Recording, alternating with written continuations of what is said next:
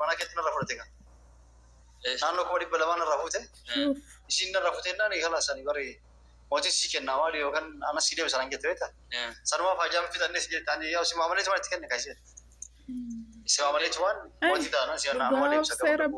Hajaa itti rakkatee tumaan. Argitanii? Guyyaa sasitti illee lollaan bilbilee kenna dideen. Mee akkam akkamis irraa fudhatte meeshaa? Mallaqa wayii asitti maxxanfame itti barbaan namaan nangetti waan narraa fuute. Yaa isin lamaan walumatti illee kaara manaa keetti dhufnaan simatu ergiseetiin. Guyyaa san immoo asitti bilbiltee turte. Bilbila kan keemiskool argee ture. Gaafa sana moo? Egaa si kanaas mootii ergeedeet birrii isin narraa fuudhee akkasii fuudheetti kenne. Qaamaan dhuftee sirraa fudhatte moo tiraasfar gooteef? Qaamaan dhuftee na dubbistee akka waan akkanaatiif hajaa tantamaan hangetteet waan akkaawuntii natti himtee akkasii tiraasfar godheef. Hashmarri tiraasfar goote kaasee. Isin irra godhee. Sayidoo waan hin taanetu narra ta'aa jiraachuu ani toon hin dhaga'ini. Akkam. Maati si miti gargi. Asi kuwan qabu jechuu danda'u maali? Gaafa finnu daa'imni kan mootii miti jedha parsantii 99 baawwee wayi. Daa'imni kan mootii miti. Kan mootii miti. Eenyu akkas jedhe hin beekama. Waraqaa mana murtii chaappaa qaba bare. Assalamu alaikum warahmatullahi wabarakatuh. Washamar kafune warana mata berasa kam jirtu hordoftu. Ota kabajamtoota ko way dhugaa obse rabba baasu wallah lazim. Ililliin jechuudha billiginnaa beektanii?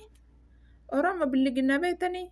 Sayidoo bira dhayxee birrii 200 fuutee ajaawayitii fi ana yookaan anasii deebisaa yookaan mootii sii deebisa jettee birrii waan hin goone hin qabu gaa. Mootii hirkaa'es birrii 135 harkaa fuute. Maatii koo dhukkubsataa hin gaafatin immoo yoo gaafatte soddaarraa fayyadamuu naan jedhani minaamanii waan akkasii itti dhayxee hin gaafatin jettee birrii 335 akka mucaan kan mootiin taane qayyarsiiftee akkasitti fiddee jechuudha. Dhugaan kan jiru kana sirri jedhe Sayidoon. Sayidoon dhuguma rabbi dhugaa dubbate jechuudha. Maallayni jedhe waan hin goone hin qabu. Maallayni inshaallah lubbuu namaayyuu balleessaa. Sirriidha. Maallayni waa meeqa godha. Chaappaan naamee dhiisee achiin isiin dhayxee birrii amma kanaan isinii kennaa akka mucaan kan mootiin taane tinaa qayyaraa jettee jechuudha. Jaraan haasoftee maallaqa kana itti ukkaamsitee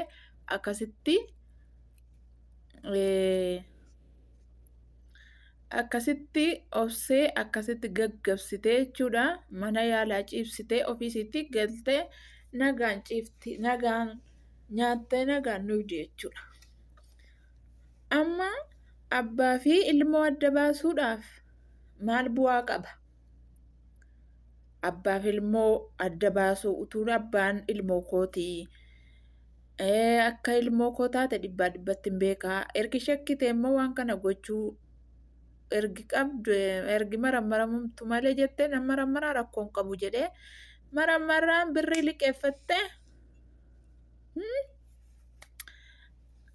dhayxee isiin 135 mootii hirkaa fuute hanqannaan Sayidoo hirkaa birrii 200 fuute jechuudha. Agartanii dudubba mootii Sayidoon amma dhufee birrii ati manaa kee fuute naa kenni jennaan akkam gootee yookaan anatu sii kennaa yookaan mootii sii deebisaa atattamaa rakkoo wayitii atattamuma amma manaa galcheette akkaanti natti himna akkaanti sanarra galchee jedhe jechuudha.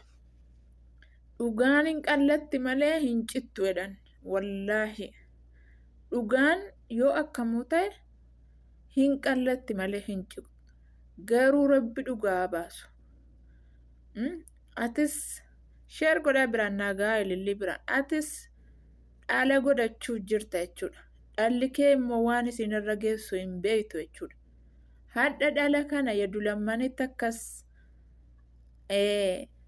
malan beeka, shiran beeka, shira xaxuun beeka jettee abbaaf ilmoo adda baasuudhaaf maallaqa gosa kana baafte inshaallah waan itti amantu sanatu si qabee si gottotee jechuudha. Dhugaa si dubbachiisa gaaf tokko. Gaaf tokko wamati itti amantu sana akkuma diqqootti raba kee keessaa baafnaan jechuudha dhugaan obsee ba'uun mala jechuudha. Sini galee wallaahi badana aarsite. Billiginnaansi baay'ee tokko ennaa laaltanu xiqqoo fakkaatti garuu hojiinsi bismillaahi hojiinsi lafaa ka'ee hanga samii utuba jechuudha. Shirri siin xaxxo jechuudha. Dhugaan obsee wallaahi hin qallatti malee dhugaan hinuma baate jechuudha. Haadha maallaqaa obaafte jechuudha. Shira kana xaxxee akka mucaan kun kan mootii hin taane shira kana shirtullee gaaf tokko dhugaan hinuma baha. Agartan kunoo jalaa kunoo agartan maallaqa duddubbaan fuutee jara sanatti obaafte jechuudha. Akka maqaan akka mucaan kan mootii hin taane itti jijjiirsiftee dhuftee miila walirra kaawwatte jechuudha. Yoo mucaan kan mootii ta'e naannoo guddifadha jetti hin qaanfattu jechuudha. Utuu abbaan mucaan kootii ilmoon kootii sirraa ilmoo kun jaalladhatu inni jedhu ilmoof abbaa adda baasoo jettee shira kana hunda yaadde jechuudha. Mootiinis yoo sammuu qabaate ta'e sababni isiin isa 200,000 Saayidoo kana biraa miti sababni ati maatii koo dhukkuba jettee birri 135 harkaa fuute maanni maatii gaafachuun qabaa dirqama jedhee ishii isaa dhiisu sababni ati birri 200,000 Saayidoo harkaa fuute maanni sababa isaanatti yoo dhuguma wajjin jiraanna jette waan isaanatti ani waan isaa dhagaheera akkati doktooratti birrii kana hunda kennite maqaa ilmoo kootti akka ilmoon koon taane jijjiirte dhagaheera jedhee afaanii fuchuu qaba jechuudha. Akkasiin shira yaadde inni shira yaadee afaanii baasuu qaba jechaadha. Maal kun hin jedheen? Wallaahi inshaallah rabbi dhugaa baasu dhugaa rabbi akkam na aarsite biddeenatti qabsiifte dhugaa ibiddeenatti qabsiifte fira ibiddeenatti qabsiifte lilli bismillaahi maal billiginnaan akkana bismillaahi arrahmaanirrahiim shira yaaddee obseen yoo mucaan kun maramaramtee kan mootii taate ani mootii wajjin hin jiraadha jennaan yoo mucaan kan mootii hin taane jennaan ani mootii birayyuu hin gahuu jette obseen. Kana yaadulammanitti maal xaxatte mucaa kana kan mootii akka hin taane godheen obsee ofirraa fageessinaa jette yaadde. Garuu dhugaan immoo hin qallatti malee hin cittu jechuudha. Hadhaati birriidhaan shira xaxxullee wallaahi rabbiin ati tamantu wanta tamantu suni jechuudha. Wallaahi gaaf tokko si qaba yookaan dhala keetii si baasa. Dhala namaarratti shira yaaddee abbaaf ilmoo adda baasuun wallaahi waan inni jabaatu abbaa feetirraayyuu dhaga'uu dandeessa jechaadha. Atillee yoo ilmoo dhabde gara fuulduraatti ilmoo horachuu dandeessa. Ilmoo dhaluu dandeessa. Garuu ilmoo keetiin sii ba'a wanti yaadda ilmoo namaarratti shira yaaddee abbaaf ilmoo adda baasuudhaaf birrii gosa kana dhangalaaftee jechuudha. Miskiina meeqatu jira jechuudha kan rakkatee birrii 5 dhabee mandisirra taa'u. Sanatu nyaachifteeyyuu du'aa inaa godhaa jette miskiinni haddan nyaateeyyuu du'aa isii godhee akka obseen kuniyyuu sii laafte sirraa fagaattu gochuu danda'a jechaadha. Hadda immoo shira kana hunda xaxxee birrii asii fuutee gixxim gootee achitti dirgim gootee hadda jechuudha akka waan dhokatu wayii kunoo isiin dhoskaan fuute birriin Saayidoo birrii 200 gara birrii 200 fuute 200 fuute. Eessa geessiteettanii yaaddume? Naa'imaa kamee? Eessa geessiteettanii yaaddu? Kuni ifaan ifatte jechuudha. Akkuma Saayidoon jedhe osoo ilillii hin argine osoo obseen hin argine mucaa sana jechuudha. Mucaasa biyyi sana fuudhanii mootiin qofti jechuudha. Waan itti amanu sana qabatee dhaqee marachuu danda'u qaba utuu nam tokko hin dhagahin jechaadha. Wallaahi yoo mucaan sun kan mootiin taane tu jedhana tufa. Dhugama rabbii mucaan mootitti inshaallaa way namni hin beekne namni mootii arge mucatti arge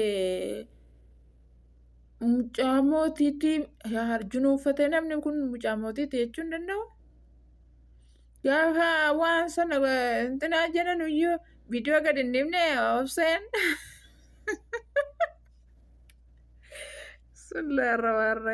Garuu mootiin hin mormine guys. Kan asitti gayyara ililliidha ilillii qabamuu qabdi dhugaa rabbi shira guddaa qabdisi. Shira guddaa qabdi. Mootii jedhu lammaan kanatti miskiina asiisa sibirri funante dhayite giddim gootee jira. Doyitorii sanatti kennitee akka inni qayyaramu gootee minaamni gootee asiin miila walirra buufattee dhufte yoo kan mucaan kan mootii yoo taate naan kitaaba kennitu kanan guddifadha jette ba'a. Jirti gennoota tokko maannoo gennoonni tokko harmallaan kan eerumtee jaarsa jalaa baatetti akkana shokkifamti. Isiidhuma ilillee akka waan jaarsa jalaa eerumtee galtee wayi harmallaa. Harmallaata akkana shokkifama biyya keenyatti bismillaahi rahmaani rahiim kabajaan qabu harmallaa. Jette yeroo haasoftu yeroo abbaa manaa keetii haasoftu tasgabbaa'e takkumaa buna mashiinii tokko dhaabdenna meemee guyya tokko yaa'ii fi cinqii malee jechuudha buna jabanaa tokko dhaabdee beekte intalli kun gajjattee. Garuu immoo shirri siin xattu mataa bismillah shirri siin xattu dhaabii siitii olii qancartuu kana maasa biyyi dabboo qancartuu wayii fakkaatti yookaan miillee akka maannoo gaafa dhalattu miila sii haati sii yoom dhidhiiban kan baaflixa ilaalu wayii. Sabiyyi maaliiti yaakii? Qancartuun akkasiyyuu hin jiru. Billiginnaa akkam asitti shira xaxxee asitti gaafa gulgizee bakka yaahii malee takkaa nageenyumaa isiidhaa fi nagaa softu argitanii beektu gaas. Mee argeera jedha. Isiidhumaa tasgabbooftee mana ofii keessatti jechuudha. Yeroodhuma tokko tasgabbooftee. Bunu mashiinii tokkitti laashinii tokkitti danfiftee abbaa manaa ofii kana kabajaa qabaatte argitanii beektu. Wallaahi namni yoo walalaa guyya tokko yookaan bakka hadha bakka cinqii kan ofirraa dhiisee fataayedha meemee du'aa godhaa jedheeyyuu nama hordoftootatti mata hordoftoota baay'ee qabu. Jireenya sii guutuu erga gaafa walitti dabalaman akka bokkaan haaseeffamedha. Isaan farda mootii absee biraan fardaa jettee kaameeraa shakkalatte. Hadha immoo yellaatu birrii uummata Muhammad hirkaa guurte amma akka parsantii 99 mucaan kan mootiitii miti. Amma gammaddee teesse jechuudha. Maal gammaddi namni waa balleesse yoomuu rirrifataa ta'a. Bar dhugaan hin qallatti malee hin cittu. Shaar godhaa biraan nagaa ilillii kijibduu kana kijibdoota. Dayyuu sakkanaa tich. Haadha manaatti teessisu waan utuu namootii ta'e walla. Nama yeroo hundaa isaan dadhabne bismillaahi nama yeroo hundaa isaa xaxaa ta'u. Namni baakoo addunyaa kanarra addunyaan kun gabaabduudha. Hamma jiraatu yoo fataasanaa jedhee wajjin hin jiraanne eesh faayidaa abbaa mana jaarsaaf jaartidha jechuun maanni wal gubuudhaa elee sibiila irratti wal kaa'uudha. Dhugaa awwaalanii ofiisiitti dhugaa mucaa saatiif isa adda baaftee wajjin jireenya gaarii jiraachuu. Bar dhugaa yoonni si jaallate shira kana shakkite miti. Ayya shakkita maramtu hillaati birrii doytoroota obaaftee mucaa kana akka inni mucaaniif abbaa walirraa fagaatu gochuu dandeesse barbaachisaa miti jechuudha kun. Abbaaf ilmoo addaan baasuun barbaachisaa miti. Keetis illee wama tokko rabbiin jeezaa godhe sii deebisa jechaadha. Sheer godhaa biraan nagaa na ibidda natti qabsiifte wallaa laazim. Hadda kunoo viidiyoo maatii kana argama taana dhukkubee dhugaa rabbi. Eemanaammata. Mucaan gaggabee amma mana yaalaa dhaquu malee maaltu sa'aafi.